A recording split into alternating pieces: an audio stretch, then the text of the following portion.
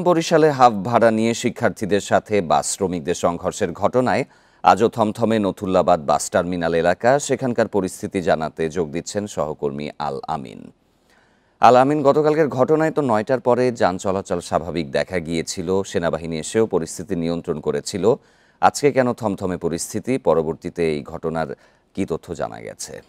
জি, আসলে গতকাল যে ঘটনাটি ঘটেছিল হাফ ভাড়াকে কেন্দ্র করে শিক্ষার্থীদের সাথে শ্রমিকদের, এই ঘটনার পরে কিন্তু আসলে যান চলাচল স্বাভাবিক হলেও যারা এই বরিশাল কেন্দ্রীয় নতুল্লাবাদ বাস টার্মিনাল থেকে কিন্তু সব ধরনের যান চলাচল বন্ধ রাখা হয়েছে এবং যেটি বলা হচ্ছে আসলে হয়েছে এবং গাড়ি চালানোর মতো কিন্তু পরিস্থিতি এখন নেই বলেই কিন্তু আসলে তারা এই যান চলাচল বন্ধ রেখেছে। আমরা এই মুহূর্তে রয়েছি নতুল্লাবাদ কেন্দ্রীয় বাস টার্মিনালের যে কাউন্টারগুলো রয়েছে সেখানে একটু দেখানোর চেষ্টা করছি। আসলে প্রত্যেকটি কাউন্টারই কিন্তু আসলে ভাঙচুর করা হয়েছে এবং সামনে যে গ্লাসগুলো ছিল সেগুলো ভাঙচুর করা হয়েছে। আমরা দেখেছি ফ্যান ভাঙচুর করা হয়েছে। তারা বলছে যে আসলে এখানে বসার মতো যে পরিস্থিতি সেটি কিন্তু আসলে নেই, যার ফলে কিন্তু তারা আজকে বাধ্য হয়েই এই যে বিভিন্ন রুটে যে যানবাহন এবং পরিবহন যেগুলো রয়েছে সেগুলো কিন্তু আসলে বন্ধ রাখা হয়েছে। এবং আমরা এখানকার যারা মালিক সমিতির যারা রয়েছেন তাদের সাথে কথা বলেছিলাম। তারা কিন্তু আসলে এখন পর্যন্ত সঠিক হিসাবটি তারা দিতে পারেনি যে আসলে কতগুলো বাস ভাঙচুর করা হয়েছে এবং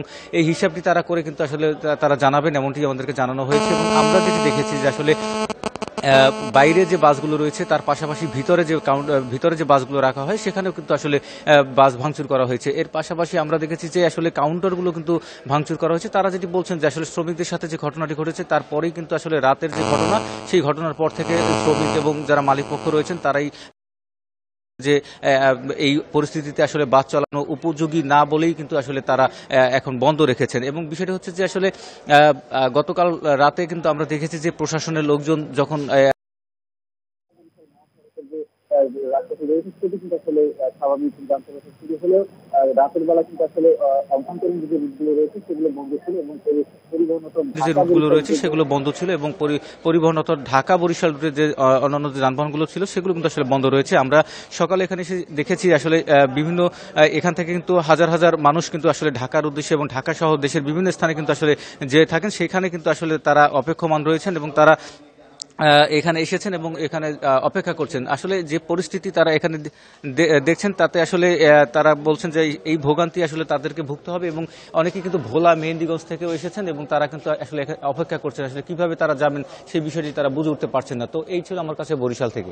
বরিশালের পরিস্থিতি জানাচ্ছিলেন সহকর্মী আল আমিন।